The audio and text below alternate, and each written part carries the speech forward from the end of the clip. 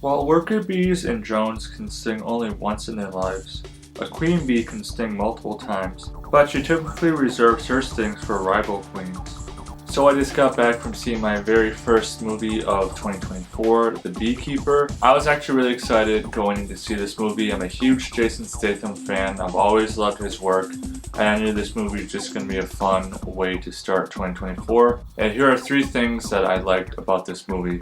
The first thing is this movie is actually quite educational. I say educational because I actually learned more about bees in this movie than I have at school, than I have on the internet. Just the cool things about bees and how the whole idea of the hive was used in this movie, not just with Jason taking care of his bees and knowing what he has to do, but the idea that he is the beekeeper in the movie and he sees the government as the hive, and if one piece of the government isn't doing something right, everything else collapses. And I just loved how it all just was working hand in hand. Second reason I love this movie is the action in this movie was awesome. This actually might be Jason Statham's heaviest action yet. You know, he's going against all sorts of agencies and he's doing it all by himself, and every time I think he can't do anything more, he can't go any crazier, he goes crazier. He faces down SEAL teams and foreign armies and all sorts of things all by himself. It actually got to a point of like ridiculousness. Like, we get it, this guy's unstoppable. It's very unrealistic, but it's just one of those movies where I honestly didn't care how unrealistic it was, because Jason Statham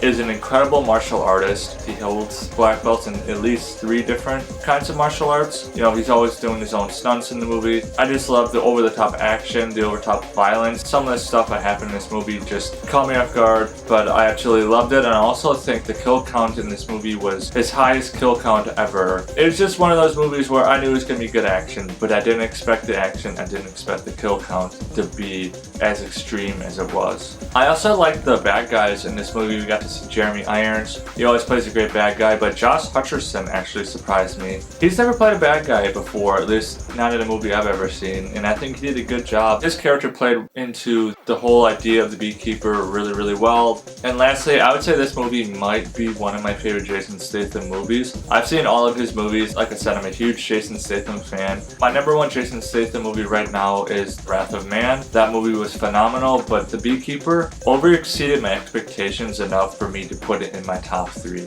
So if you love Jason Statham movies, if you're in movies like this, you're absolutely gonna love The Beekeeper, so I highly recommend check out this movie as soon as you possibly can. So for The Beekeeper, I'm gonna give it a 7 out of 10 Mudflaps, and remember to leave me a thumbs up and drop in the comments below what is your favorite Jason Statham movie. See you next time.